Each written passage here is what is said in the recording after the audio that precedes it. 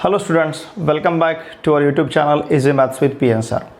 हमने pair of straight lines में इससे पहले एक्सरसाइज 4.1, 4.2 देखा है और 4.3 का question number 1 to question number 4 तक का पार्ट हमने सीखा है। अगर वो वीडियो लेक्चर आपने नहीं देखे होंगे तो इस वीडियो के डिस्क्रिप्शन में सभी वीडियो का मैंने लिंक दे रखा है, आप उसे ज़रूर देखिए क्योंकि हमारे लिए हर एक प्रॉब्लम बहुत ज़रूरी है। अब हम स्टार्ट करते हैं एक्सरसाइज 4.3 में क्वेश्चन नंबर 5। यहाँ पे हमें सेपरेट इक्वेशंस फाइंड आउट करने हैं। ठीक है, फर्स्ट प्रॉब्लम देखिए क्या दिया है। यहाँ पे दिया है हमें x minus 2 bracket square minus 3 into x minus 2 into y plus 1 plus 2 into y plus 1 bracket square equals to 0। इसे सॉल्व करने के हमारे पास दो मेथड्स हैं। या तो आप डायरेक्टली इसे फैक्टराइज कर सकते हो या फिर हम क्या करेंगे, हमें जो कॉमन दिखता है x माइनस 2, यहाँ पे x माइनस 2 दिखता है, यहाँ पे y प्लस 1, यहाँ पे y प्लस 1 दिखता है, इसके बजाय इंस्टेड ऑफ दिस हम सब्स्टिट्यूशन यहाँ पे कंसिडर करेंगे और उसे सॉल्व करेंगे। मतलब देखिए हम क्या कर सकते हैं, यहाँ पे जो x माइनस 2 है, सपोज इसे हमने कैपिटल A कंसिडर किया x माइनस 2 को, और ये जो y प्लस 1 है, इस y प्लस 1 को हमने b कंसिडर किया। अगर ये सब्स्टिट्यूट किया तो हमें क्या मिलेगा, यहाँ पे मिलेगा हमें capital A square minus 3 into capital A into capital B plus 2 into b square equals to 0। अब ये सॉल्व करना थोड़ा सा हमारे लिए इजी रहेगा। देखिए यहाँ का कोएफिशिएंट 1 है A स्क्वायर का, B स्क्वायर का कोएफिशिएंट 2 है, मतलब ये 1 इंटू 2 इक्वल्स टू 2 हुआ। इस 2 के हमें ऐसे फैक्टर्स कंसिडर करने हैं जिसका सम हमारे पास -3 आए और प्रोडक्ट 2 आए। देखिए अगर हमने -2 -1 लिया तो -2 इंटू -1 प्लस 2 आएगा और -2 -1 का वैल्यू -3 आएगा। अब देखिए यहाँ पे हम इस तरह से इसे फैक्टराइज कर सकते हैं, a square minus 2a minus 3a, साथ में b है, sorry, minus 2ab minus ab plus 2b square equals to 0। मतलब -3ab को हमने क्या लिखा, -2ab माइनस ab। अब फर्स्ट दो टर्म से हम a कैपिटल बाहर ले सकते हैं, कैपिटल A, और यहाँ से कैपिटल B बाहर ले सकते हैं। अगर यहाँ से हमने a बाहर लिया तो ब्रैकेट में हमारे पास a माइनस 2b रहेगा। यहाँ से हमने माइनस b बाहर लिया तो यहाँ पे भी हमारे पास ब्रैकेट में a माइनस 2b रहेगा इक्वल्स टू 0। ठीक है, अब कंप्लीट टर्म से हम बाहर क्या ले सकते हैं, a माइनस 2b। अगर हमने a माइनस 2b को बाहर लिया तो ब्रैकेट में हमारे पास बचेगा a minus b equals to 0। मतलब हमें दो प्रकार के फैक्टर्स यहाँ पे मिल चुके हैं। अब यहाँ पे इसे हम लिखेंगे a minus 2b equals to 0 और a minus b equals to 0। ठीक है, यहाँ पे हम वैल्यू सब्स्टिट्यूट करते हैं। अब a पता है हमें, a कितना है हमारे पास, x माइनस 2, बट a का वैल्यू हमारे पास x माइनस 2 है और b का वैल्यू हमारे पास y प्लस 1 है। अगर ये वैल्यूज़ हमने सब्स्टिट्यूट की तो देखिए हमें क्या मिलेगा। यहाँ पे हमारे पास a माइनस 2b है तो a माइनस 2b क्या होगा, x minus 2 minus 2 into y plus 1। ये हुआ हमारा a minus 2b equals to 0। और सेकेंड इक्वेशन हमारे पास क्या रहेगा, a माइनस b। a है हमारे पास x माइनस 2 माइनस b का वैल्यू है y plus 1 equals to 0। Therefore देखिए यहाँ पे लिख सकते हैं हम x minus 2 minus 2y minus 2 equals to 0 और x minus 2 minus y minus 1 equals to 0। Therefore ये होगा x, यह minus 2y minus 2 minus 2 minus 4 equals to 0 और x माइनस 2, यहाँ पे माइनस y पहले लेंगे हम, x माइनस y, ये माइनस 2 माइनस 1 माइनस 3 हो जाएगा equals to 0। These are required separate equations. हमें क्या फाइंड आउट करना था, find the separate equations. Therefore these are required separate equations। ठीक है, ये यहाँ के required separate equations रहेंगे। बहुत ही ईजी है। सिर्फ क्या किया हमने, x माइनस 2 और y प्लस 1 का यहाँ पे सब्स्टिट्यूशन कंसिडर किया।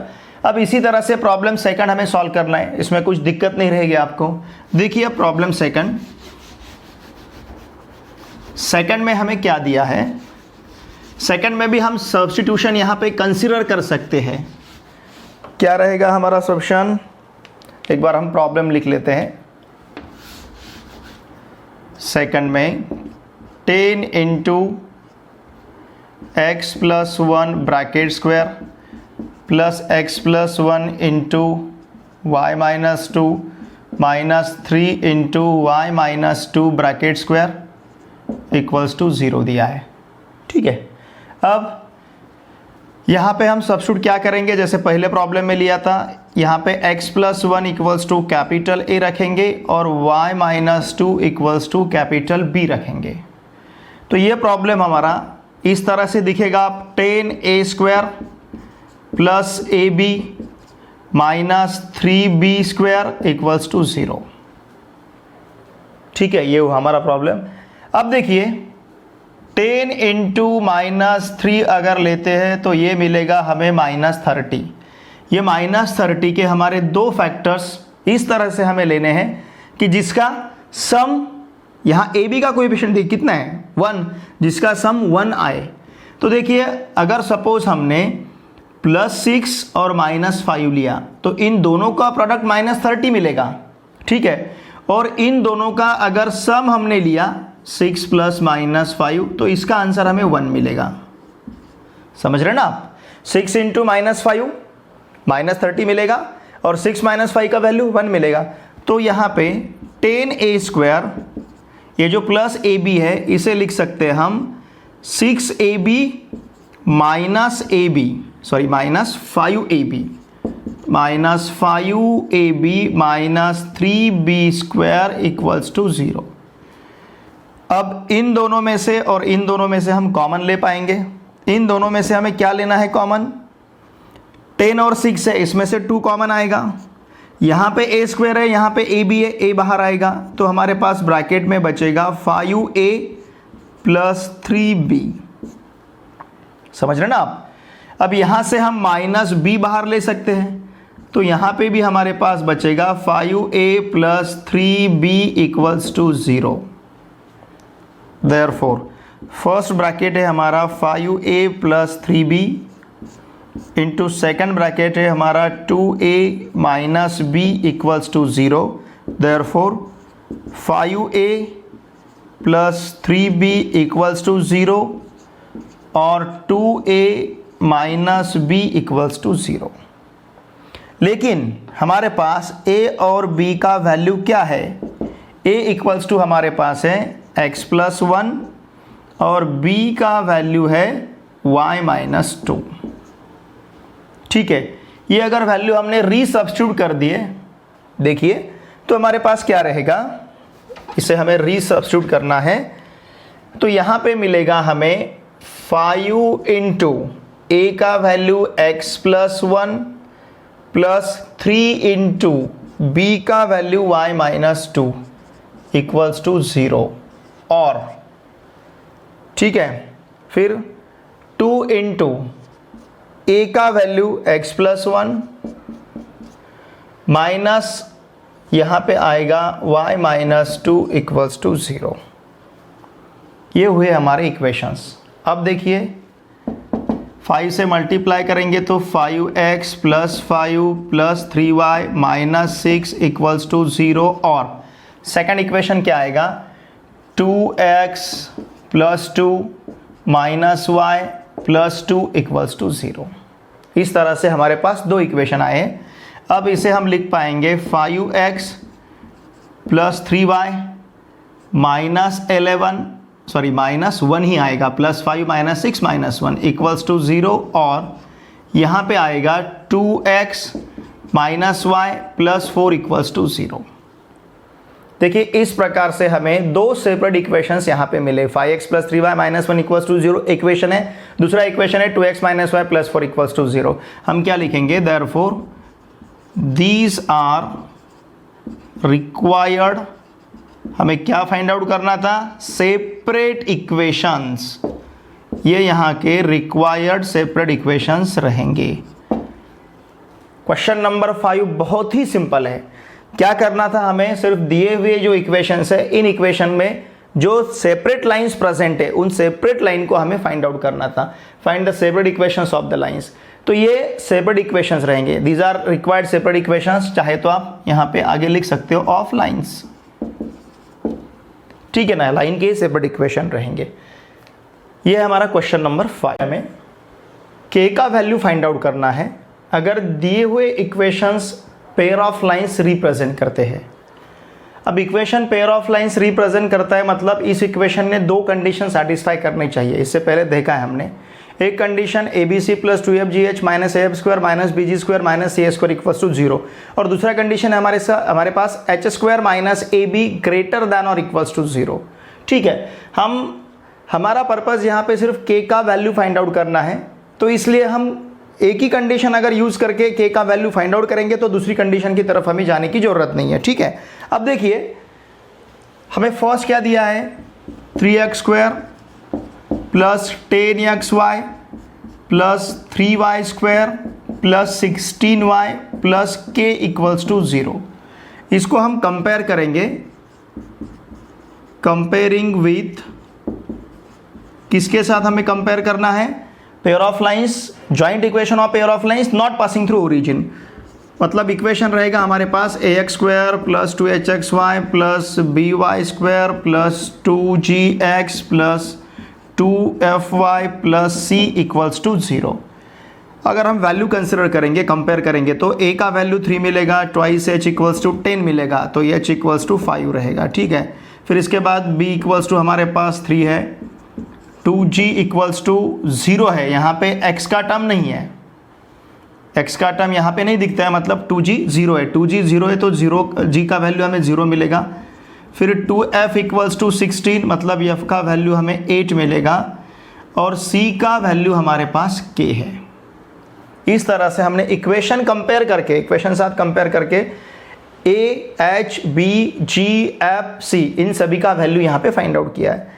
अब ये इक्वेशन अगर पेयर ऑफ लाइंस रिप्रेजेंट करता है, सिंस क्या कहेंगे हम, गिवन इक्वेशन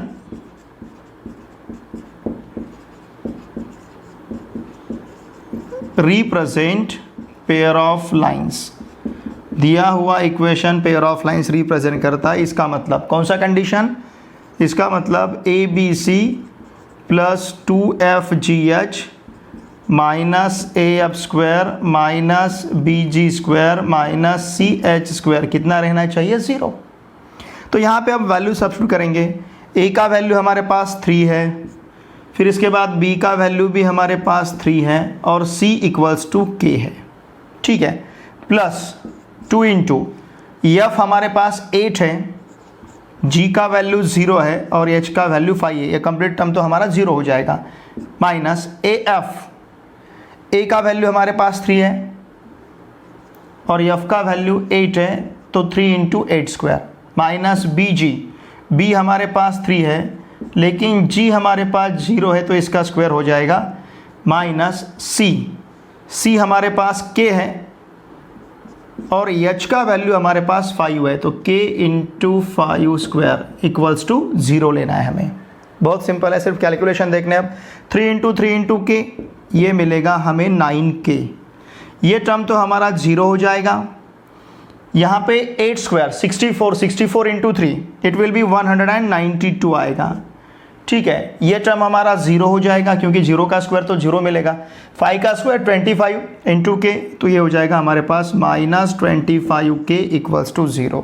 देयरफॉर देखिए 9K minus 25K minus 16K minus 192 equals to 0। ठीक है ना, इसका मतलब minus 16K equals to 192, therefore K equals to 192 upon 16।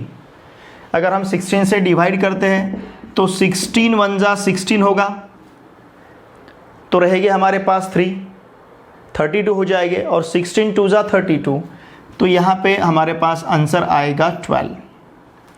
ठीक है, ये हुआ K का वैल्यू। इसी तरह से हमें सेकंड और थर्ड में यहाँ पे वैल्यू फाइंड आउट करनी है के की। ये के रहा हमारा 12, इसे मैं इरेज करता हूँ। अब देखेंगे हम सेकंड। देखिए सेकंड में क्या दिया है हमें। सेकंड में हमारे पास इक्वेशन है k x y plus 10x plus 6y plus 4 equals to 0। ठीक है, अब इसे भी हमें कंपेयर करना है। कंपेयरिंग विथ, किसके साथ कंपेयर करना है इसे हमें कंपेयर करना है, यस, किस इक्वेशन के साथ, ए एक्स स्क्वायर, बोलो मेरे साथ में, A X square plus 2hxy plus by square plus 2gx plus 2fy plus c equals to 0 के साथ कंपेयर करना है। तो यहाँ पे हमें a का वैल्यू k मिलेगा, सॉरी एक्स स्क्वायर का टर्म नहीं है यहाँ पे, ठीक है। यहाँ पे एक्स स्क्वायर का टर्म हमें दिखता है क्या, नहीं, एक्स स्क्वायर का टर्म नहीं दिखता है, मतलब a का वैल्यू यहाँ पे 0 मिलेगा। ट्वाइस h इक्वल्स टू हमें k मिलेगा, ट्वाइस h का वैल्यू k मिलेगा। अब यहाँ पे y स्क्वायर का भी टर्म दिखता नहीं है, तो फिर b का वैल्यू हमारा 0 हो जाएगा। ठीक है, x का टर्म हमारे पास 10x है, तो 2g इक्वल्स टू 10 मिलेगा। ये 0 कैसा है, समझ रहे हैं ना, क्योंकि यहाँ पे एक्स स्क्वायर का टर्म नहीं है, मतलब एक्स स्क्वायर का कोएफिशिएंट कितना है, 0 है, देयरफॉर a इक्वल्स टू हमने 0 लिया। वाई स्क्वायर का टर्म नहीं है, मतलब वाई स्क्वायर का कोएफिशिएंट कितना है, 0 है, देयरफॉर b इक्वल्स टू हमने 0 लिया। देखिए twice h equals to k रहेगा, तो h इक्वल्स टू हमारे पास k/2 रहेगा। ट्वाइस g इक्वल्स टू 10 रहेगा, तो g इक्वल्स टू हमारे पास 5 रहेगा। अब 2f का वैल्यू 6 रहेगा, अगर 2f 6 है तो f का वैल्यू 3 है। ठीक है, यहाँ का कांस्टेंट टर्म c है, यहाँ का कांस्टेंट टर्म 4 है, तो यहाँ पे c इक्वल्स टू हमें 4 मिलेगा। यहाँ पे लिखता हूँ c इक्वल्स टू 4। इस तरह से हमने a, h, b, g, f, c की वैल्यूज यहाँ पे फाइंड आउट की है। Since what given equation represent pair of lines, अगर ये equation pair of lines represent करता है, इसका मतलब कौन सी कंडीशन, चलो बोलिए क्या रहेगा, a b c plus 2fgh minus af square minus bg square minus ch square equals to 0।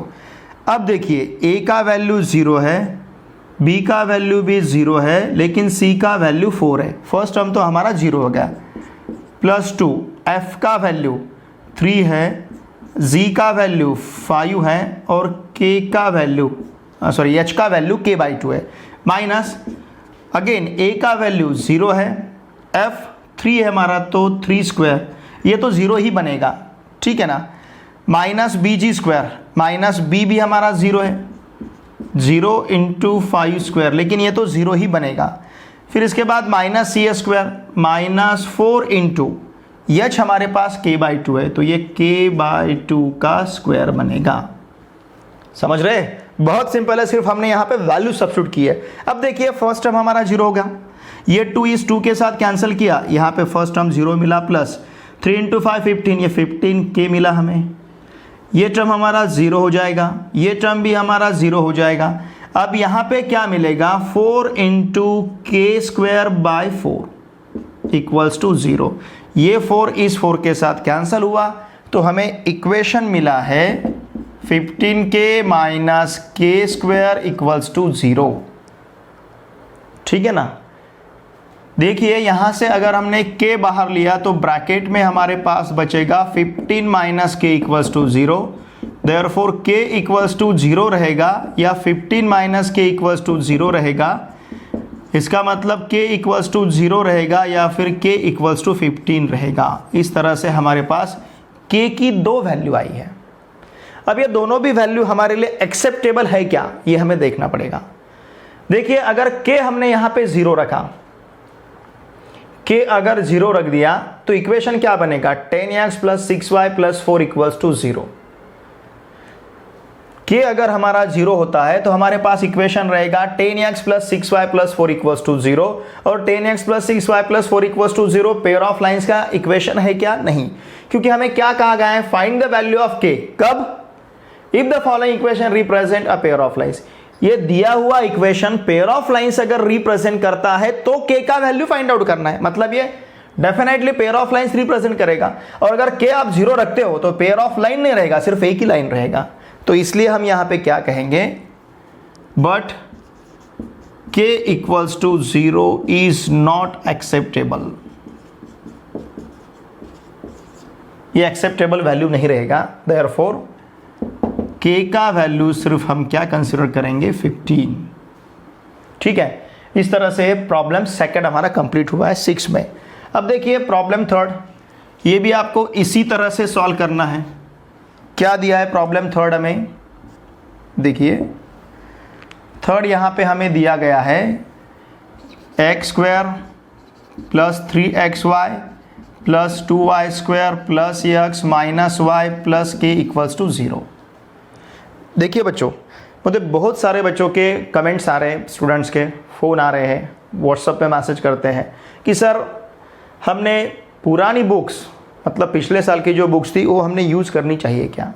तो मेरा ये कहना है कि आपको अब नई बुक्स परचेस करने की भी ज़रूरत नहीं है, क्योंकि हर एक बुक का PDF आपके पास है, और आपने परचेस भी कर लिया तो बहुत ज़्यादा कीमत बुक की नहीं है, आपके जो टेक्स्ट बुक है। तो मेरा ये कहना रहेगा कि आपने टेक्स्ट बुक लेना ही चाहिए, क्योंकि भले आपको कंटेंट सेम लगेगा लेकिन डिफरेंट स्ट्रक्चर में है। एक बात पे आप ध्यान दीजिए, जैसे यही चैप्टर का अगर हमने देखा तो एक्सरसाइज 4.3 पुराने चैप्टर में हमारे पास, मतलब पुराने टेक्स्ट बुक में हमारे पास एक्सरसाइज 4.1 4.2 है, 4.3 नहीं है। और यहाँ पे 4.3 अभी हम सॉल्व कर रहे हैं। स्ट्रक्चर में बहुत सारा चेंज हुआ है, पेपर पैटर्न भी चेंज हो गया है। 2 साल के, पिछले 2 साल के पेपर अगर आप देखोगे तो पिछले साल से, मतलब ये जो 2020 का स्टेट बोर्ड का जो एग्ज़ाम हुआ है तब से पेपर पैटर्न भी चेंज हुआ है। 2021 में आपको यही पेपर पैटर्न रहेगा। बहुत सारी चीज़ें चेंजेस होते जा रहे हैं बहुत सारी चीज़ों में, क्योंकि स्टेट बोर्ड चाह रहा है कि हमारा जो भी सिलेबस है, चाहे वो आपका फिजिक्स, केमिस्ट्री, बायोलॉजी, मैथ्स, हमारे फंडामेंटल सब्जेक्ट का जो भी सिलेबस हो, ये सिलेबस इक्विवेलेंट टू CBSE हो। क्यों? क्योंकि अभी नीट का एग्ज़ाम आप देखोगे तो उसका सिलेबस NCERT का है, मतलब CBSE का है। अगर आप JEE का सिलेबस देखोगे तो उसका सिलेबस भी CBSE का है। तो स्टेट बोर्ड भी ये चाह रहा है, हमारा महाराष्ट्र स्टेट बोर्ड भी यही चाह रहा है कि हमारा भी सिलेबस अपग्रेड हो जाए, उनसे इक्विवेलेंट में हमारा सिलेबस चले, क्योंकि बच्चों को नीट का एग्ज़ाम देना है, बच्चों को नीट का JEE का भी एग्ज़ाम देना है, ठीक है ना। तो इस हिसाब से अगर सोचा जाए तो आपने नए टेक्स्ट बुक ही लेने चाहिए, चाहे फिर आपके PDF भी आपके पास रहनी चाहिए अगर आप अभी नहीं ले पाते हो तो। अगर इसमें आप देखोगे, हमारे वीडियो देखोगे आप, तो इसमें आपको टेक्स्ट बुक की भी ज़रूरत नहीं, हर एक बात का बहुत अच्छी तरह से एक्सप्लेनेशन हमने यहाँ पे दिया है। PDF तो आपके मोबाइल में है और साथ में ये सॉल्यूशंस हैं, आपको जो भी दिक्कत आएगी, और हर एक एक्सरसाइज में हमने हर एक प्रॉब्लम यहाँ पे सॉल्व किया है, ठीक है। मेरा यही कहना है कि आप हमारे साथ जुड़े रहिए। आपके जो भी फ्रेंड्स अभी 10th, 11th और 12th में पढ़ रहे हैं, उन सभी को इस चैनल के बारे में बताएं, उन सभी को ये चैनल सब्सक्राइब करने के लिए कहिए, और वीडियोस लाइक और शेयर कीजिए, और कमेंट्स करना ना भूलिए। लेकिन ठीक है, देखिए अब हमारे पास k इक्वल्स टू, ये तो होगा, इसे सॉल्व करना है हमें। इसे अगर हमने इसके साथ कंपेयर किया, देखिए वैल्यू क्या क्या रहेगी, बहुत सिंपल है, सिर्फ हमें कंपेयर करना है। हमारी वैल्यूज़ अब यहाँ पे क्या क्या रहेगी, देखो a का वैल्यू क्या रहेगा, x² का कोएफिशिएंट, a मतलब x² का कोएफिशिएंट, दिखता नहीं मतलब कितना है, 1 है। ट्वाइस h का वैल्यू 3 रहेगा, मतलब h का वैल्यू हमारे पास 3/2 आएगा। फिर b का वैल्यू 2 रहेगा, 2g का वैल्यू 1 रहेगा, 2f का वैल्यू -1 रहेगा, और c का वैल्यू हमारे पास k रहेगा, ठीक है। अब देखिए h 3/2 मिला है, उसी तरह से g मिलेगा 1/2 और f मिलेगा -1/2। बहुत सिंपल है, सिर्फ हमने a, h, g, b, f, c का वैल्यू यहाँ पे कंसिडर किया है। अब इसमें since given equation represent pair of lines, मतलब इक्वेशन ने ये कंडीशन सेटिस्फाई करना ही चाहिए। कौन सी condition, ABC + 2FGH - AF² - BG² - CH² equals to 0। इसमें आप वैल्यू सब्स्टिट्यूट करेंगे, A का वैल्यू 1 है और B का वैल्यू 2 है, C का वैल्यू K है, +2 इंटू F का वैल्यू -1/2 है, G का वैल्यू 1/2 है और H का वैल्यू 3/2 है, माइनस ए का वैल्यू 1 है, एफ माइनस 1/2 फिर ब्रैकेट स्क्वायर, माइनस बी का वैल्यू 2 है, फिर इसके बाद जी का वैल्यू 1/2 ब्रैकेट स्क्वायर, ठीक है ना, बी जी स्क्वायर रखा, फिर सी एच स्क्वायर, सी का वैल्यू हमारे पास कितना है, के है, और एच स्क्वायर, एच हमारे पास 3/2 है, 3/2 का स्क्वायर इक्वल्स टू 0। देखिए इसके बाद क्या मिलेगा, यहाँ पे मिलेगा हमें ये 2k, फिर 2 ये 2 इसके साथ अगर कैंसिल किया तो प्लस इंटू माइनस माइनस होगा, ये 1/2 इंटू 3/2 हमारे पास आएगा 3/4, ठीक है। फिर इसके बाद माइनस 1/2 का स्क्वायर 1/4 आएगा, 1/4 इंटू 1 ये -1 ये -1/4 हो जाएगा। यहाँ पे भी 1/2 का स्क्वायर 1/4 इंटू 2 तो ये हो जाएगा फिर 2/4, ठीक है। 3/2 का स्क्वायर 9/4 तो यहाँ पे हम इसे लिख पाएंगे -9k/4 इक्वल्स टू 0। ये पूरे इक्वेशन में हर टर्म का, यहाँ पे हर टर्म का जो डिनोमिनेटर हमें 4 दिख रहा है, यहाँ पे भी फिर 2k का डिनोमिनेटर हम 4 कर सकेंगे अगर 2 न्यूमरेटर डिनोमिनेटर को 2 से मल्टीप्लाई किया तो, या फिर हम क्या कहेंगे, मल्टीप्लाइंग बोथ साइड्स, हम दोनों साइड को मल्टीप्लाइंग बोथ साइड्स, दोनों साइड को हम मल्टीप्लाई करेंगे, कैसे, सॉरी 4 से, ओके।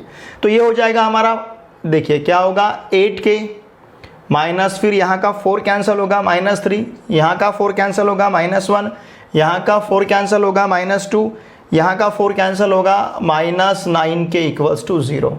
8k माइनस 9k ये होगा हमारा -k, ये 8k और यहाँ का -9k कितना आएगा, -k। अब -3 -1 -2 ये -6 हो जाएगा equals to 0। Therefore -k equals to 6, इसका मतलब k का वैल्यू हमारे पास कितना है, -6, ठीक है। इस तरह से प्रॉब्लम 6 यहाँ पे कंप्लीट हुई। देखिए यहाँ पे क्वेश्चन नंबर 7 और क्वेश्चन नंबर 8 दोनों भी क्वेश्चन सेम है।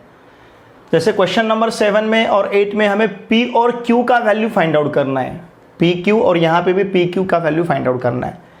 सिर्फ थोड़ा सा डिफरेंस ऐसा है कि क्वेश्चन नंबर 7 में बताया गया हमें ये जो ज्वाइंट इक्वेशन दिया है, ये joint equation pair of perpendicular lines represent करता है।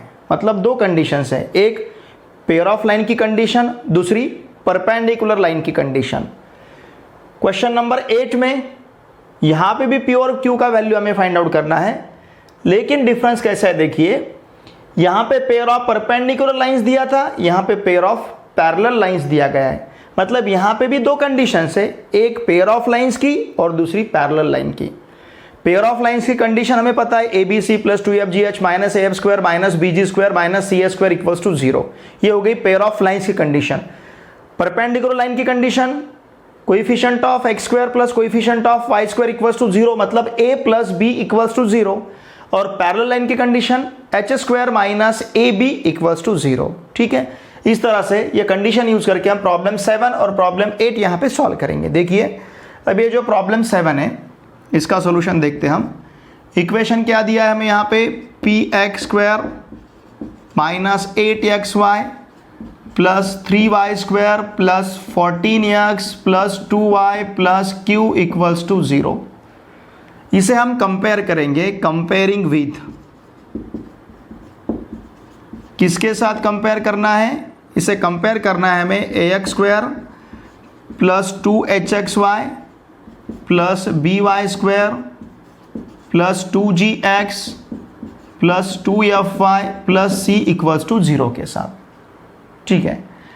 अब कंपेयर करेंगे तो हमें a का वैल्यू p मिलेगा, ट्वाइस h इक्वल्स टू -8 आता है तो h इक्वल्स टू कितना मिलेगा, -4। फिर इसके बाद b का वैल्यू 3 आएगा, 2g इक्वल्स टू 14 मिलेगा, 2f इक्वल्स टू 2 मिलेगा और c इक्वल्स टू q मिलेगा। q लिखते समय मैंने इसे थोड़ा सा ऊपर लिखा है क्योंकि नहीं, अगर ऐसा लिखेंगे तो फिर शायद कंफ्यूज हो सकती है, 9 दिख सकता है, इसके लिए मैंने q इस तरह से लिखा है। अब h हमारा -4 है, उसी तरह से g कितना आएगा 7 और f कितना आएगा 1। दो कंडीशन यहाँ पे कौन कौन सी, एक पेयर ऑफ लाइन की और दूसरी परपेंडिकुलर लाइन की। तो पहले हम पेयर ऑफ लाइन की कंडीशन यूज करेंगे, सिंस प्रॉब्लम नंबर 7 में परपेंडिकुलर लाइन की। ठीक है, पहले परपेंडिकुलर लाइन की कंडीशन कंसीडर करेंगे। सिंस लाइंस आर परपेंडिकुलर, पहले परपेंडिकुलर लेते हैं। Since lines are perpendicular therefore क्या मिलेगा, a plus b equals to 0 मिलेगा। अगर लाइंस परपेंडिकुलर है तो a plus b equals to 0।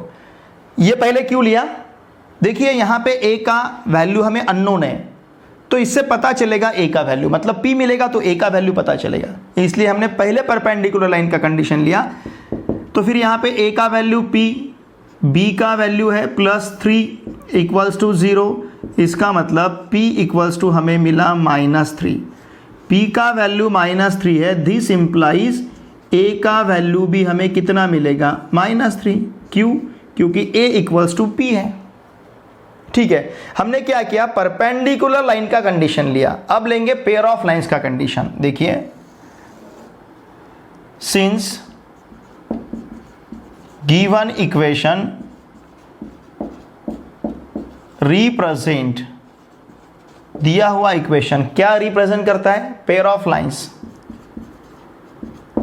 Pair of lines. Therefore इसका मतलब रहेगा ABC plus 2FGH minus AF square minus BG square minus CH square equals to 0। Simple सी condition है। ठीक है, अब इसमें हम वैल्यू सब्स्टिट्यूट करेंगे। वैसे तो a का वैल्यू p है, लेकिन यहाँ पे a का वैल्यू हमें -3 मिला, क्योंकि p इक्वल्स टू कितना है, हमारे पास -3। फिर b का वैल्यू हमारे पास कितना है, 3, और c का वैल्यू हमारे पास है q, ये अननोन है हमारे लिए, -3 into 3 into Q plus 2FGH, 2 into f का वैल्यू देखिए कितना है, f इक्वल्स टू 1 है, g इक्वल्स टू 7 है, h इक्वल्स टू -4 है, 1 इंटू 7 इंटू -4।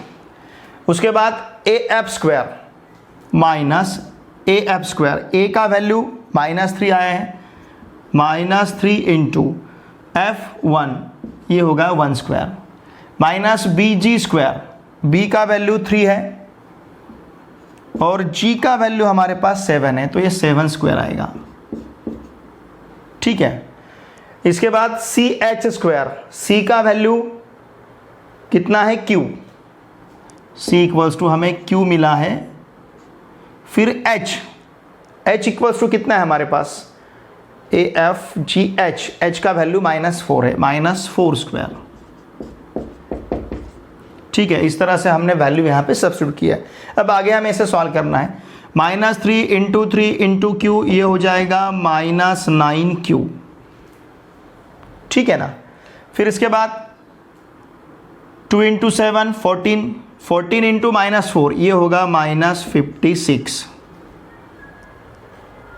इसके बाद 1 का स्क्वायर तो 1 आएगा, माइनस इंटू माइनस प्लस होगा, तो यहाँ पे हम लिख पाएंगे +3। 7 स्क्वायर आएगा हमारा 49, 49 इंटू 3, ये हो जाएगा 147, -147। ठीक है, -4 का स्क्वायर +16 आएगा, तो ये होगा हमारा -16q इक्वल्स टू 0। बहुत ही सिंपल है, सिर्फ कैलकुलेशन ध्यान दें, केयरफुल कैलकुलेशन यहाँ करना है हमें। ठीक है, -9q -16q, ये आएगा हमारा -15q, 25q, -25q, -9q -16q -25q, -56 + 3 कितना होगा, -53।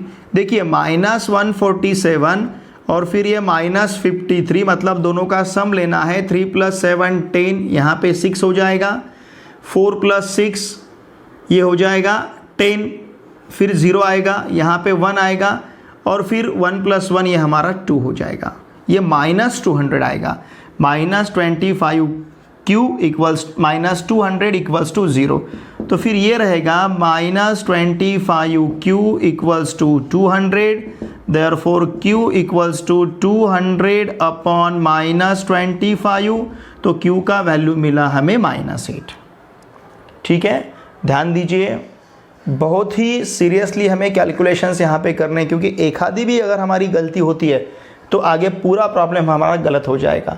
धीरे धीरे कैलकुलेशंस हमें करने हैं। देयरफॉर Q का वैल्यू तो हमारे पास -8 है। अब हमें प्रॉब्लम में क्या क्या पूछा गया था, किस किस का वैल्यू पूछा गया था, P और Q का एक बार लिखेंगे यहाँ पे। P का वैल्यू हमारे पास -3 है और Q का वैल्यू हमारे पास -8 है। इस तरह से P और Q का यहाँ पे वैल्यू पूछा गया था। ठीक है, अब इसके बाद क्वेश्चन नंबर 8 देखिए।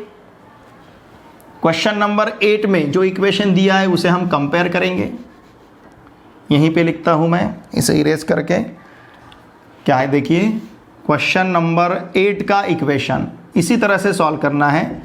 2x² + 8xy + py² + qx + 2y - 15 = 0। अब कंपेयर करेंगे इसके साथ। इसके साथ अगर कंपेयर किया तो a का वैल्यू हमें 2 मिलेगा, ट्वाइस h = 8 मतलब h = 4 मिलेगा, b = स्मॉल p मिलेगा, ट्वाइस g = q मिलेगा, तो फिर g = q/2 होगा। अब ट्वाइस f = 2 है यहाँ पे, तो f = 1 रहेगा और c = -15 रहेगा। c का वैल्यू -15। पहले प्रॉब्लम में लाइंस हमें परपेंडिकुलर दी गई थी, यहाँ पे लाइंस हमें क्या दी है, कैसे दी गई है देखिए। यहाँ पे लाइंस है हमारी पैरेलल, ठीक है ना। Therefore since lines are parallel, therefore हम क्या कहेंगे, लाइंस पैरेलल है तो हमारे पास कंडीशन है, कौन सा कंडीशन है, h² -ab = 0। हमें दो कंडीशन पता है, लाइन परपेंडिकुलर जब रहती है वो कंडीशन और लाइन पैरेलल रहती है वो कंडीशन। तो h² -ab = हमने 0 लिया। h का वैल्यू देखिए हमारे पास क्या है, 4, तो ये हो जाएगा 4² माइनस a का वैल्यू कितना है 2 और b का वैल्यू कितना है p, स्मॉल p = 0। तो ये हो जाएगा हमारा 16 - 2p = 0। देयरफॉर 2p = 16, इसका मतलब p = कितना होगा 8। p का वैल्यू क्या मिला हमें 8, लेकिन p हमने किसके बराबर लिया है, b के बराबर। देयरफॉर b का वैल्यू भी हमारे पास क्या रहेगा 8। ठीक है, ये देखिए यहाँ पे अभी p का मतलब b का हमें वैल्यू मिल चुका है। अब और क्या लेना है, given lines are given equation represent pair of lines. अगर दिया हुआ equation pair of lines represent करता है तो मतलब उस इक्वेशन ने ये कंडीशन सेटिस्फाई करना चाहिए। कौन सा condition, abc + 2fgh - af² - bg² - cs² = 0। ये कंडीशन सेटिस्फाई करना चाहिए। अब यहाँ पे हम वैल्यू सब्स्टिट्यूट करेंगे। देखिए हमारे पास a का वैल्यू कितना है, a = 2, b = p, a = 2, b = p और c = -15। 2 × f का वैल्यू f है 1, g का वैल्यू q/2, फिर उसके बाद h का वैल्यू 4, ये होगा 2fgh -af²। देखिए a का वैल्यू कितना है 2 और f का वैल्यू कितना है 1, तो ये होगा 2 × 1² माइनस b का वैल्यू हमारे पास p है और g का वैल्यू q/2 है, तो ये q/2 bracket square minus ch² -15, h हमारे पास 4 है, 4² = 0। अब इसे हमें सॉल्व करना है। 2p × -15 ये होगा हमारा -30p। ये 2 इस 2 के साथ कैंसिल होगा तो यहाँ पे बचेगा 4q। ठीक है ना। p का वैल्यू आप यहीं पे सब्स्टिट्यूट करेंगे तो भी चलेगा। p कितना है हमारे पास, p मतलब b मतलब कितना है 8। p रखने के बजाय यहाँ पे हम 8 रखेंगे तो ये वैल्यू हमें क्या मिलेगा फिर 8, ये जो 30 आया है ये हमारा हो जाएगा -240, ऐसा भी लिख सकते हैं हम। ठीक है, -240 प्लस यहाँ पे भी p का वैल्यू हम सब्स्टिट्यूट कर देंगे। p क्या है हमारे पास 8 है, p का वैल्यू हमें 8 मिल चुका है। अब देखिए ये 2 हमने 2 के साथ कैंसिल किया तो यहाँ पे हमें 4q मिला। अब ये 1 का स्क्वायर 1 होगा, 1 इंटू 2 यहाँ पे हमें मिलेगा -2। ठीक है, ये q/8 ब्रैकेट स्क्वायर साथ में 8 है तो 8 इंटू इसको हम लिख पाएंगे q²/4, q/2 का स्क्वायर q²/4 मिलेगा। फिर माइनस इंटू माइनस यहाँ पे प्लस 15 इंटू 4² 16 मिलेगा इक्वल्स टू 0। ठीक है ना। अब देखिए ये -240 और यहाँ का -2 तो -240 -2 -242 लिख पाएंगे इसे, चलेगा। अगर 4 ने 8 को डिवाइड किया तो 2 मिलेगा, तो यहाँ पे +4q और उसके साथ यहाँ पे टर्म आएगा -2q²। समझ रहे ना आप। प्लस 15 इंटू 16, ठीक है, तो ये 160 प्लस 80 240 हो जाएगा, 240 इक्वल्स टू 0। अब देखिए इक्वेशन हम कैसे लिख पाएंगे। ये -2q² हम पहले लिखेंगे, ये क्वाड्रेटिक इक्वेशन जैसे मिलेगा हमें, प्लस इसके बाद 4q लिखेंगे। ये -242 प्लस 240 ये कितना हो जाएगा, ये हमारे पास आएगा कितना, -2 इक्वल्स टू 0। ठीक है, अब ये पूरे इक्वेशन को अगर हम 2 से डिवाइड करते हैं, डिवाइडिंग बोथ साइड्स बाय 2, तो क्या मिलेगा, या फिर -2 से डिवाइड कर लो। -2 से डिवाइड करते तो यहाँ पे मिलेगा q² -2q plus 1 equals to 0। और q² -2q plus 1 it is nothing but क्या है, ये है q-1 bracket square, q-1 bracket square equals to 0। This implies q-1 equals to 0, this implies q equals to 1। देखिए q की value हमें 1 मिली है और p की वैल्यू हमारे पास 8 है, तो यहाँ पे लास्ट में आप लिख दीजिए वहाँ पे क्या, hence p equals to 8 and q equals to 1। इस तरह से हमने दोनों प्रॉब्लम में, प्रॉब्लम नंबर 7 और प्रॉब्लम नंबर 8 में p और q की वैल्यूज फाइंड आउट की है। प्रॉब्लम नंबर 7 में हमें दो कंडीशन दी गई थी, एक पेयर ऑफ लाइंस की, दूसरी परपेंडिकुलर लाइंस की। प्रॉब्लम नंबर 8 में भी हमें दो कंडीशन दी गई थी, एक पेयर ऑफ लाइंस की, दूसरी पैरेलल लाइंस की। तो हमने पैरेलल लाइन का कंडीशन पहले कंसीडर किया, फिर उससे हमने p का वैल्यू फाइंड आउट किया, p मतलब हमें b मिला। ठीक है, फिर उसके बाद हमने पेयर ऑफ लाइंस का कंडीशन यूज करके q का वैल्यू फाइंड आउट किया, q का वैल्यू यहां पे हमें 1 मिला। प्रॉब्लम नंबर 9 देखिए क्या दिया है हमें यहां पे, equations of pairs of opposite sides of a parallelogram are x² - 7x + 6 equals to 0 and y² - 14y + 40 equals to 0। Find the joint equation of its diagonals. देखिए हमें पता है इस इक्वेशन में कितनी लाइंस रहेगी, 2 लाइंस। इस इक्वेशन में भी 2 लाइंस है, तो इसमें जो 2 लाइंस है वो 2 लाइंस पैरेललोग्राम की अपोजिट साइड्स है। इसमें भी जो 2 लाइंस है वो दोनों लाइंस पैरेललोग्राम की अपोजिट साइड्स है, मतलब चारों साइड्स हमें यहाँ पे दी है अभी। ठीक है, इसमें अपोजिट साइड का एक पेयर रहेगा, इसमें अपोजिट साइड का दूसरा पेयर रहेगा, ऐसा हमें दिया है। और यहाँ पे हमें ज्वाइंट इक्वेशन फाइंड आउट करना है डायगोनल का। ठीक है, इस तरह से यहाँ पे दिया है हमें। हमने क्या कंसीडर किया, फिर पैरेललोग्राम ABCD अगर हम कंसीडर करते हैं तो पैरेललोग्राम ABCD अगर इसे इस तरह से हमने कंसीडर किया, सपोज ABCD, तो AB का अपोजिट साइड CD होगा। तो हमने क्या किया, AB और CD का ये ज्वाइंट इक्वेशन कंसीडर किया। अब BC का AD होगा अपोजिट साइड, तो इसमें जो दो लाइंस है इसमें से एक लाइन हमने BC कंसीडर किया, दूसरा लाइन हमने AD कंसीडर किया। इस तरह से डायगोनल हमें यहां पे अब मिलेंगे AC और BD। ऐसा अगर हम पैरेललोग्राम कंसीडर करते हैं तो हमारे पास डायगोनल AC रहेगा और डायगोनल BD रहेगा।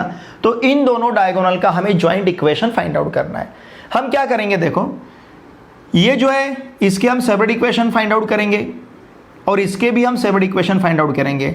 इसके सेपरेट इक्वेशन मतलब आपको AB और CD का इक्वेशन मिलेगा, इसके सेपरेट इक्वेशन लिए तो BC और AD का सेपरेट इक्वेशन मिलेगा।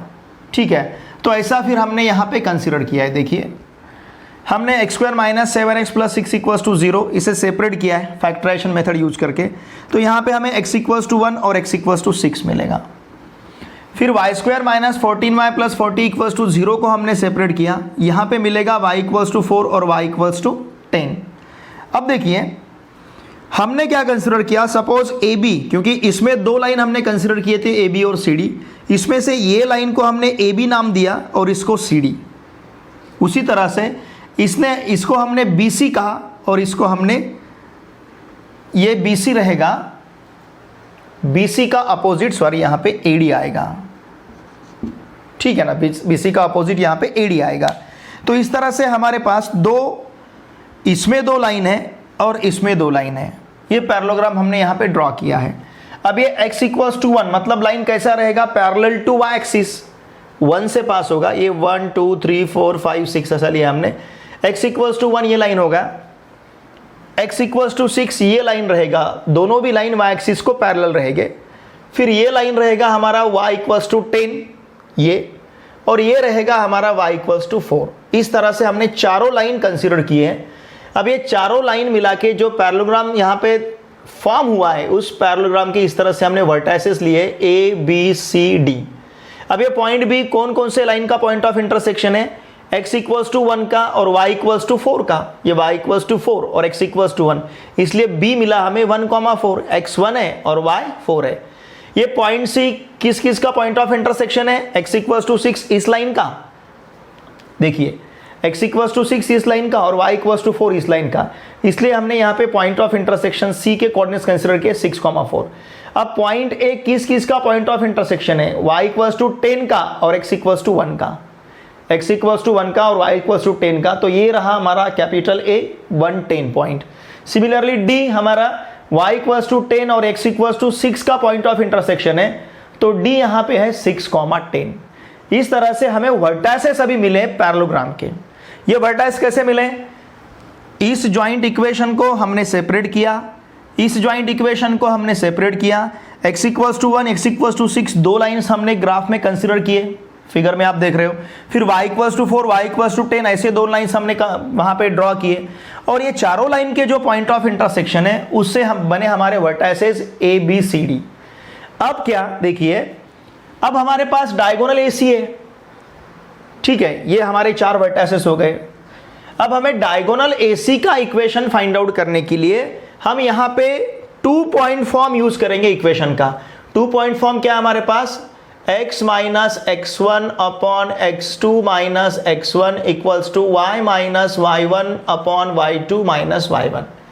ये हमने लाइन के इक्वेशन का 2 पॉइंट फॉर्म यहाँ पे यूज किया है। अब देखिए 2 पॉइंट फॉर्म में हम डायगोनल AC का जब इक्वेशन फाइंड करेंगे तब A और C ऐसे दो पॉइंट्स हमें कंसीडर करने हैं। A हमारे पास क्या है, A है हमारा 110 और C है हमारा 6, 4। ठीक है, अब इस तरह से डायगोनल AC का इक्वेशन अगर 2 पॉइंट फॉर्म हमने यूज किया, इसे हमने x1 y1 कहा, इसे हमने x2 y2 कहा, और इसमें अगर वैल्यू हमने सब्स्टिट्यूट किए तो हमें इक्वेशन इस तरह से मिलेगा, x - 1 / 6 - 1 = y - 10 / 4 - 10। फिर हमने जब हमें डायगोनल BD का फाइंड आउट करना है इक्वेशन, वही हमें 2 पॉइंट फॉर्म यूज करना है, लेकिन उस टाइम हम B14 और D16 इस तरह से पॉइंट कंसीडर करेंगे। तो ये मिलेगा हमें डायगोनल BD का 2 पॉइंट फॉर्म। ये डायगोनल AC का 2 पॉइंट फॉर्म यूज करके इक्वेशन लिया, और ये डायगोनल BD का 2 पॉइंट फॉर्म यूज करके हमने इक्वेशन लिया। बस इसे हमें सिंप्लीफाई करना है। अब यहाँ पे इक्वेशन इस तरह से मिलेगा हमें 6x + 5y - 56 = 0। देख लीजिए, बहुत ही सिंपल है। और फिर इसका इक्वेशन, इसे सिंप्लीफाई किए बाद यहाँ पे इक्वेशन मिलेगा 6x - 5y + 14 = 0। देखिए, अब हमें डायगोनल AC और डायगोनल BD के सेपरेट इक्वेशंस मिल चुके हैं। ठीक है, वो हमने कैसे फाइंड आउट किए, ये यहाँ पे देखा है हमने। डायगोनल AC और डायगोनल BD के सेपरेट इक्वेशंस हमारे पास हैं, उन दोनों का ज्वाइंट इक्वेशन लेना है, मतलब दोनों इक्वेशन के LHS का और दोनों इक्वेशन के RHS का हमें प्रोडक्ट लेना है। तो यहाँ पे हमने दोनों इक्वेशन का प्रोडक्ट लिया है, LHS का और RHS का। 6x + 5y - 56 into 6x - 5y + 14 = 0 है। 6x से 6x को मल्टीप्लाई किया 36x², 6x से -5y को मल्टीप्लाई किया -30xy, 6x से 14 को मल्टीप्लाई किया 84x, फिर 5y से 6x को मल्टीप्लाई किया 30xy, फिर 5y से -5y को मल्टीप्लाई किया -25y², फिर 5y से 14 को मल्टीप्लाई किया 70y, फिर -56 से 6x को मल्टीप्लाई किया -336x, -56 से -5y को मल्टीप्लाई किया +280y, -56 से +14 को मल्टीप्लाई किया -784। इसको हमने सॉल्व कर लिया तो यहाँ पे ये -30xy + 30xy कैंसिल हो जाएगा, रहेगा 30x², फिर उसके बाद में -25y²। अब x का टर्म देखिए क्या क्या है, ये 84x है और ये -336x है, इसका एडिशन मिलेगा हमें -252x। फिर y का टर्म ये 70y है, ये 280y है, ये मिलेगा हमें 350y, और ये लास्ट टर्म हमारा -784। इस तरह से हमें दो डायगोनल का ज्वाइंट इक्वेशन मिला है। हमने क्या किया, इससे दो सेपरेट इक्वेशंस कंसीडर किए, इससे भी हमने दो सेपरेट इक्वेशन कंसीडर किए। अब x = 1 x = 6, ये लाइन y एक्सिस को पैरेलल रहेगी, वो लाइन हमने यहाँ पे ड्रॉ की, x = 1 और x = 6। फिर y = 4 y = 10, ये लाइंस x एक्सिस को पैरेलल रहेगी और y से पास होगी, ये ले लिया हमने y = 4 और y = 10। देखिए ये जो हमारे नंबर है ये इस तरह से 1 2 3 4 5 6 7 8 9 10, यहाँ पे भी 1 2 3 4 5 6 इस तरह से नंबर है। तो फिर हमने जब ये 4 लाइन ड्रॉ की, इससे जो पैरेललोग्राम बना तो इसके हमने वर्टाइसेस कंसीडर किए, वर्टाइसेस हमें लाइन से ही मिले हैं। फिर हमने डायगोनल AC और डायगोनल BD का इक्वेशन फाइंड आउट किया बाय यूजिंग 2 पॉइंट फॉर्म। ये लाइन के इक्वेशन का एक फॉर्म है, इस तरह से x - x1 / x2 - x1 = y - y1 / y2 - y1। 2 point form use करके हमने डायगोनल AC और डायगोनल BD के सेपरेट इक्वेशन फाइंड आउट किए, फिर उन सेपरेट इक्वेशन का यहाँ पे हमने ज्वाइंट इक्वेशन लिया। इस तरह से यहाँ पे हमारा कंप्लीट होता है प्रॉब्लम नंबर 9। क्वेश्चन नंबर 10 देखिए क्या दिया है हमें, triangle OAB is form by lines x² - 4xy + y² = 0 and the line 2x + 3y - 1 = 0. Find the equation of the median of the triangle drawn from O. एक बार हम median क्या है ये बात जान लेंगे, फिर उसके बाद प्रॉब्लम सॉल्व करेंगे। सपोज हमारे पास इस तरह से ट्राइंगल है, ये ट्राइंगल ABC, ठीक है, यहाँ पे लिखता हूँ मैं, ट्राइंगल ABC हमारे पास है। अब इस ट्राइंगल ABC में वर्टाइसेस जिसे हम कहते हैं वो हमारे पास 3 है, ABC। हमने किसी एक वर्टेक्स के बारे में सोचा, सपोज हमने वर्टेक्स A के बारे में सोचा, तो वर्टेक्स A के सामने की जो साइड है वो साइड BC है, अपोजिट साइड। इस BC का मिड पॉइंट अगर हमने D लिया और इस AD को ज्वाइन किया तो इसे कहेंगे हम median. It is called median. What is median? Median is the segment joining the vertex and the midpoint of its opposite side. किसी भी एक वर्टेक्स को आप कंसिडर करोगे तो उसके अपोजिट साइड जो रहेगी उसके मिड पॉइंट को ज्वाइन करने वाला जो सेगमेंट रहेगा उसे कहेंगे हम मीडियन। अब यहाँ पे B का अपोजिट साइड AC है, इसका सपोज हमने मिड पॉइंट F कंसिडर किया तो इस BF को क्या कहेंगे हम, मीडियन।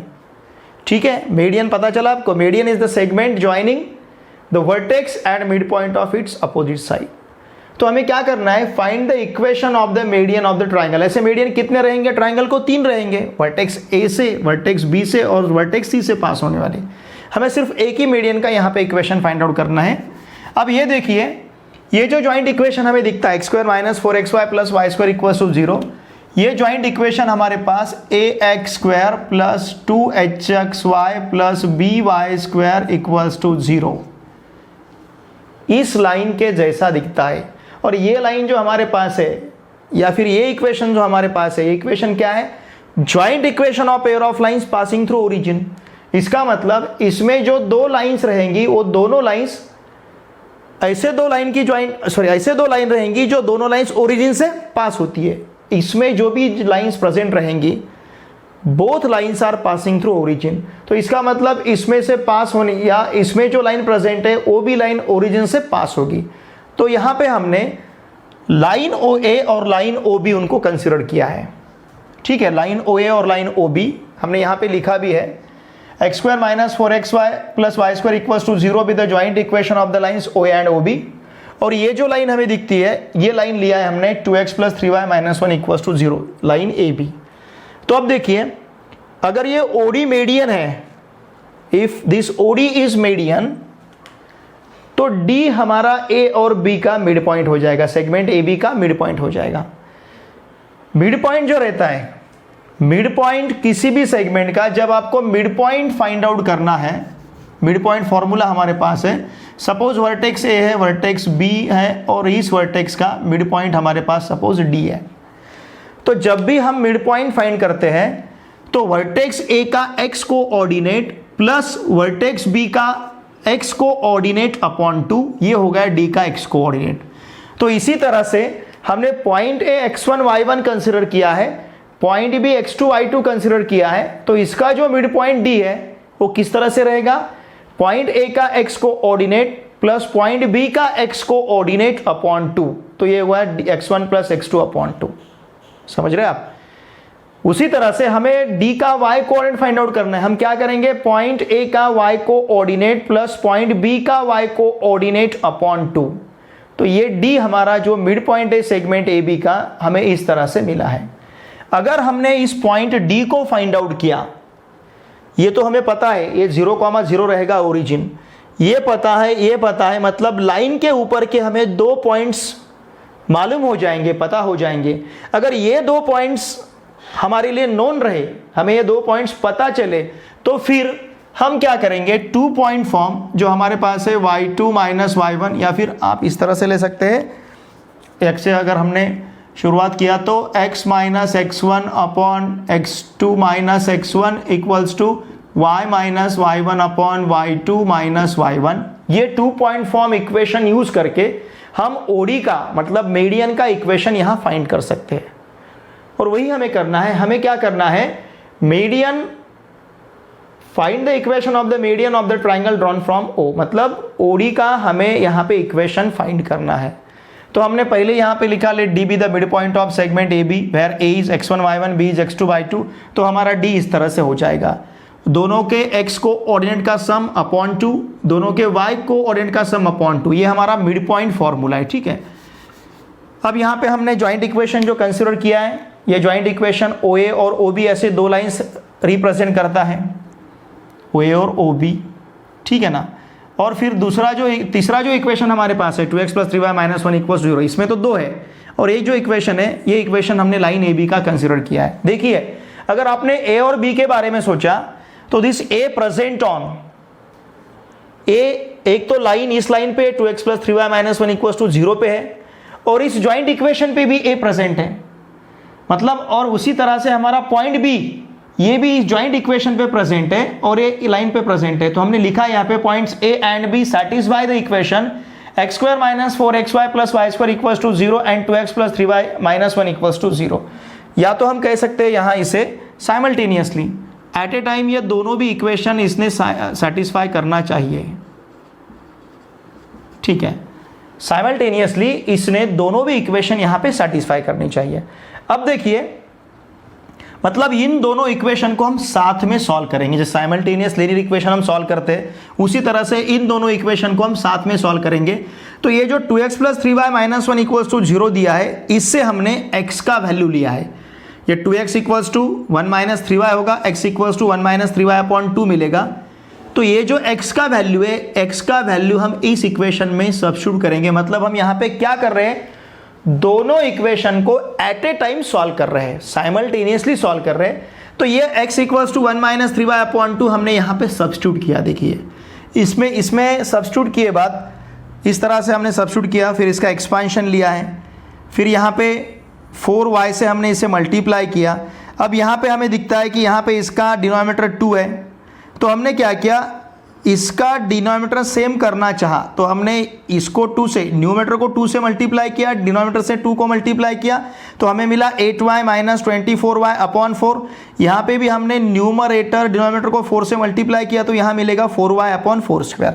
ऐसा क्यों किया, हर एक जगह पे 4 हमें डिनोमिनेटर में सेम मिला है। फिर हमने कंप्लीट इक्वेशन को 4 से मल्टीप्लाई किया, तो ये हुआ हमारा 1 minus 6y plus 9y², minus से मल्टीप्लाई किया तो माइनस 8y प्लस 24y², ये plus 4y² as it is, इसको सॉल्व करके लिया 37y² minus 14y plus 1 equals to 0।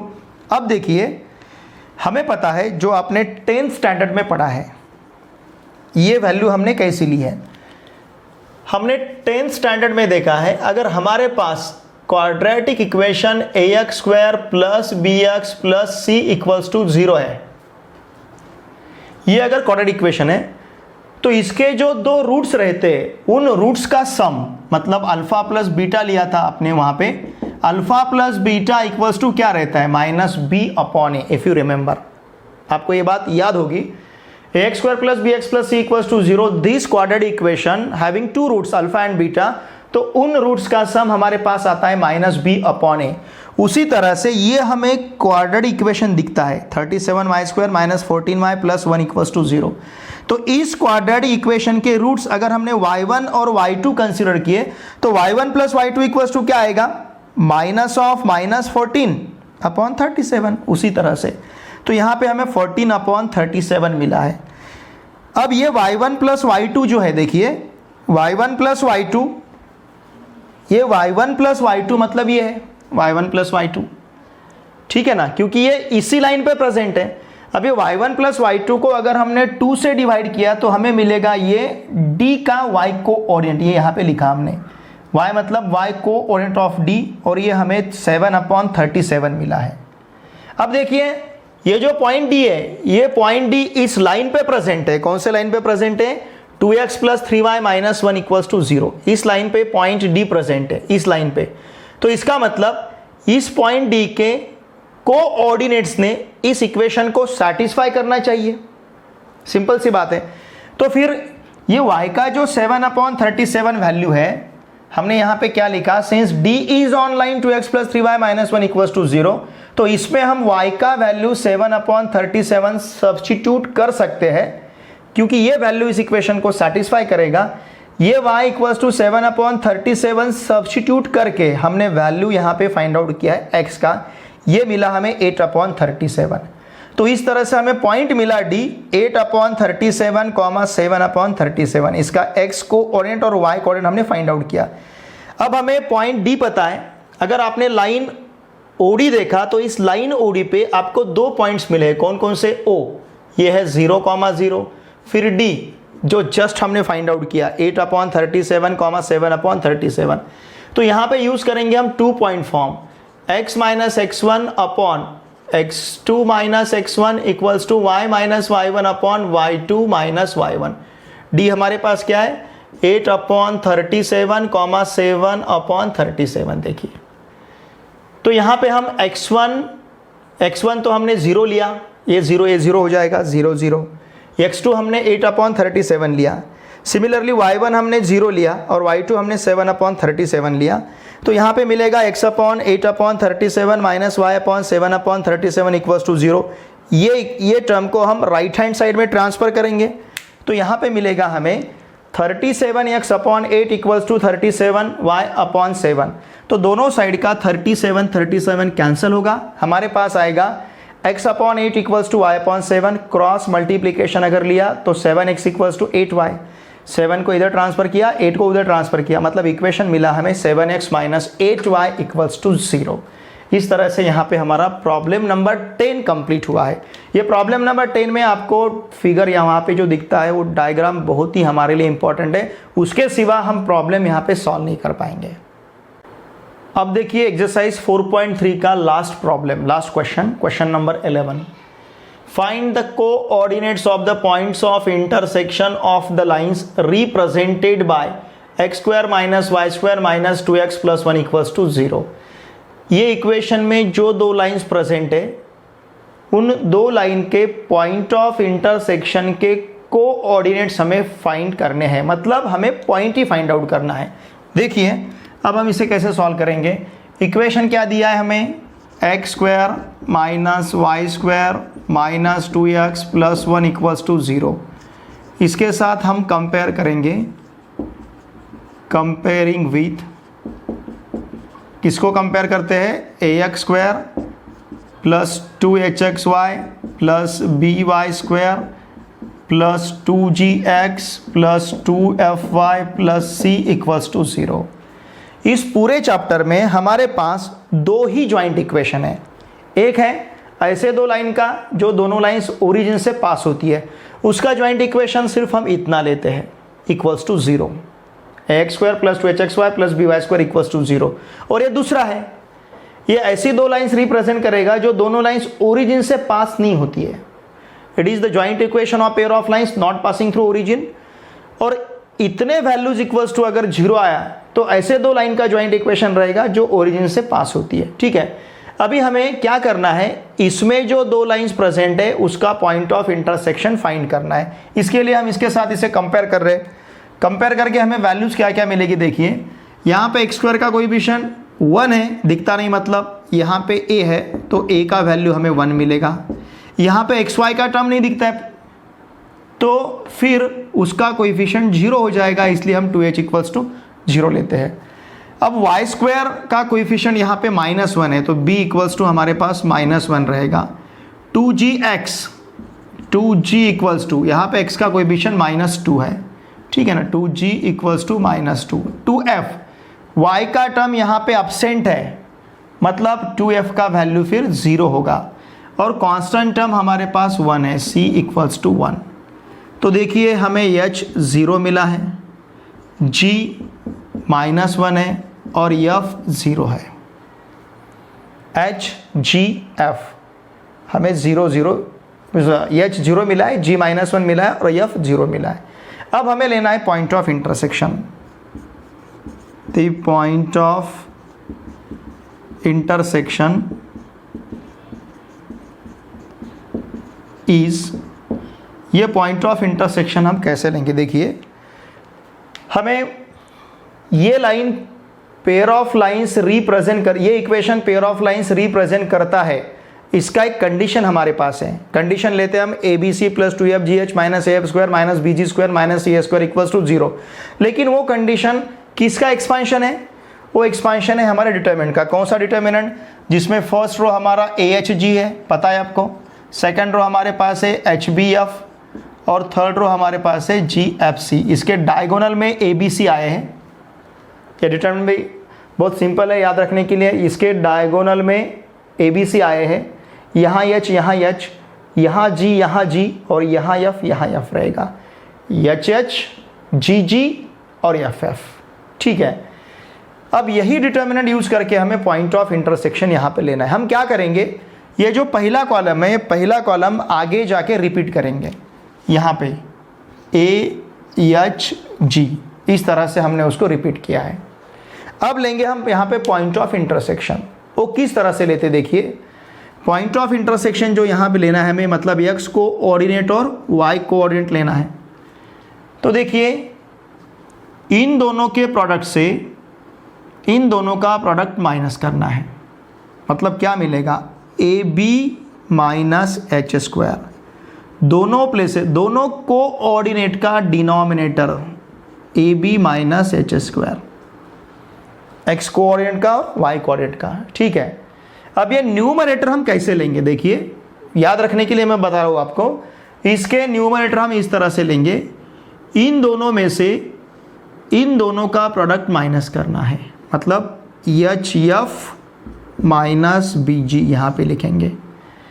और फिर इन दोनों में से इन दोनों का प्रोडक्ट माइनस करना है, ये यहाँ पे लिखना है gh - af। ठीक है, याद रखने के लिए बहुत सिंपल है। क्या किया हमने, हमें ये डिटर्मिनेंट दिया था, देखिए डिटर्मिनेंट है हमारे पास AHG, HBF और GFC।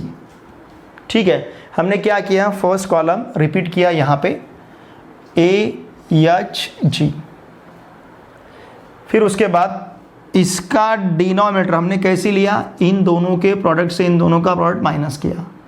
ये न्यूमरेटर कैसे लिया, ये इन दोनों के प्रोडक्ट से इन दोनों का प्रोडक्ट माइनस किया। ये कैसे लिया, इन दोनों के प्रोडक्ट से इन दोनों का प्रोडक्ट हमने माइनस किया। ठीक है, इस तरह से ये पॉइंट ऑफ इंटरसेक्शन। फिर आपको ये पॉइंट ऑफ इंटरसेक्शन याद रखने की ज़रूरत नहीं, सिर्फ आपको डिटर्मिनेंट तो पता है AHG, HBF और GFC, फर्स्ट कॉलम सिर्फ हमें रिपीट करना है। अब देखिए यहाँ पे अगर हमने वैल्यू रखा तो क्या मिलेगा, क्या क्या है हमारे पास, H है 0, F है 0 माइनस, B है -1 और G भी है -1। F हमारे पास कितना है, B हमारे पास कितना है -1 और G भी हमारे पास कितना है -1 अपॉन A का वैल्यू 1, B का वैल्यू -1। ठीक है ना, फिर इसके बाद माइनस H हमारे पास 0 है तो ये 0 स्क्वायर हो जाएगा। फिर GH, G -1 है, H 0 है माइनस A का वैल्यू 1 है, F का वैल्यू 0 है and this term divided by again 1 into -1 minus 0 into 2। देखिए वैल्यू क्या मिलेगा, 0 इंटू 0 0, -1 इंटू -1 +1, लेकिन ये -1 आएगा, 0 -1 अपॉन -1 माइनस 0 ऐसा रहेगा, 1 इंटू -1 -1। फिर यहाँ पे -1 into 0 0, -1 into 0 0 upon 1 into -1 -1, 0 into 2 0। तो इसका आंसर क्या मिलेगा, देखिए 0 -1 अपॉन -1 माइनस 0, तो ये होगा हमारा -1 अपॉन -1। ठीक है, 0 -0 0 अपॉन -1 माइनस 0, ये -1 होगा, -1 अपॉन -1 आंसर क्या मिलेगा 1, 0 अपॉन -1 0 मिलेगा। तो इस तरह से हमें यहाँ पे पॉइंट ऑफ इंटरसेक्शन क्या मिला है 1 0। ये पॉइंट ऑफ इंटरसेक्शन इसके ऊपर प्रेजेंट है, ज्वाइंट इक्वेशन है ना, दोनों लाइन का ज्वाइंट इक्वेशन है, दो लाइन से दोनों लाइन का ही ज्वाइंट, ऐसी दो लाइन से ज्वाइंट इक्वेशन है, इन दोनों का ये ज्वाइंट इक्वेशन है, मतलब ये भी इसमें प्रेजेंट है, ये भी इसमें प्रेजेंट है। ठीक है, और इन दोनों के ऊपर कॉमन पॉइंट ये है, इन दोनों का कॉमन पॉइंट 1 0 है, मतलब ये पॉइंट इसके ऊपर प्रेजेंट है, इसके ऊपर प्रेजेंट है, और ये दोनों भी लाइंस इसमें प्रेजेंट है। तो इसका मतलब ये पॉइंट ने ये इक्वेशन सेटिस्फाई करना चाहिए। अगर वो पॉइंट इक्वेशन सेटिस्फाई करता है तो हमारा आंसर सही है। हम सब्स्टिट्यूट करके देखेंगे, यहाँ पे x हम 1 रखेंगे, 1 स्क्वायर 1 आएगा, y स्क्वायर 0 माइनस 2x कितना आएगा, ये हो जाएगा हमारा -2, x का वैल्यू हमारे पास 1 है, और फिर यहाँ पे आएगा +1। देखिए इसका आंसर आपको 0 मिलेगा। ठीक है, इस तरह से देखिए ये हमारा जो आंसर है, ये हमारा आंसर सही है। अब यहाँ पे एक्सरसाइज 4.3 हमारा ख़त्म हुआ है, कंप्लीट हुआ है। देखिए हमने मैथमेटिकल लॉजिक, मैट्रिसेस, फिर ट्रिग्नोमेट्रिक फंक्शंस और पेयर ऑफ स्ट्रेट लाइंस, यहाँ तक हमारा पोर्शन पेपर फर्स्ट का ख़त्म हो चुका है, कंप्लीट हुआ है। चलो अब मिलते हैं हम नेक्स्ट सेशन में। तो देखिए मैं आपको फिर से रिक्वेस्ट करता हूँ कि आपके जो भी फ्रेंड्स हैं जो अभी 11th 12th और 10th में पढ़ते हैं, उन सभी फ्रेंड्स को जिनका मैथमेटिक्स है, उनको ये हमारा जो YouTube चैनल है easy maths with PN sir, इस YouTube चैनल को सब्सक्राइब करने के लिए कहिए, मेरी रिक्वेस्ट है आप सभी से। ठीक है, और वीडियोस लाइक और शेयर कीजिए। फिर आपको जो भी इसके बारे में लगता है, वीडियो देखे बाद आपको जो भी लगता है अच्छा लगेगा, या फिर कुछ कमेंट्स, आपको कुछ अलग बातें अगर आपको लगी होगी तो वो भी प्लीज़ आप कमेंट किया कीजिए। आप कमेंट करोगे तो मेरा थोड़ा सा मुझे लगा कि नहीं आप वीडियो वॉच कर रहे हो। ठीक है, मेरा हौसला बढ़ेगा, और मेरा हौसला बढ़ाने के लिए आप कमेंट ज़रूर कीजिए। और आपके जो भी फ्रेंड्स हैं जो अभी 10th 11th और 12th में पढ़ते हैं, उनको इस चैनल को सब्सक्राइब करने के लिए कही है। ठीक है, ये अगर आप हमारे साथ आप अगर हमें कोऑपरेट करोगे तो हमारा हौसला बढ़ेगा, इससे ज़्यादा स्पीड से हम जा पाएंगे। ठीक है, इसीलिए मैं रिक्वेस्ट करता हूँ easy maths with P answer, ये जो यूट्यूब चैनल है, इस यूट्यूब चैनल को ज़्यादा से ज़्यादा आप आपकी तरफ से सब्सक्राइब करो। आपके जितने भी महाराष्ट्र में जहाँ पे भी आपके फ्रेंड्स पढ़ते हैं, फिर वो चाहे 10th में पढ़ते होंगे, फिर चाहे 11th में या फिर 12th में या फिर MST CET या फिर JEE का प्रिपरेशन करते होंगे, उन सभी बच्चों को इस चैनल को सब्सक्राइब करने के लिए कहिए। आप सभी, आपके जो भी फ्रेंड्स हैं, उन सभी फ्रेंड्स को इस चैनल को सब्सक्राइब करने के लिए कहिए। ठीक है, अब मिलते हैं हम नेक्स्ट चैप्टर में।